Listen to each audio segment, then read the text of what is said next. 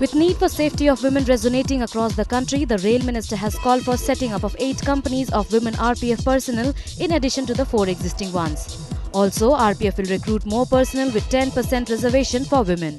To strengthen the security of rail passengers, especially women passengers, Railways have already created 4 companies of women RPF personnel, and another 8 would be set up.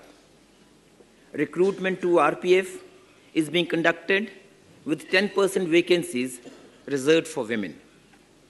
The presence of women RPF personnel will be further strengthened with field units. With a view to provide long-term perspective and focused attention for enhancing safety, the Minister has initiated a corporate safety plan for a 10-year period.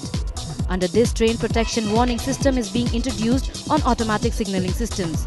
Also, self-propelled accident relief trains will be inducted to put in place a disaster management system.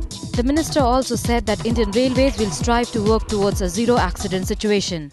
Induction of self-propelled accident relief trains, SPART, with speed potential of 160 to 200 kilometers per hour on trial basis, with a view to putting in place a fast and reliable disaster management system. 7.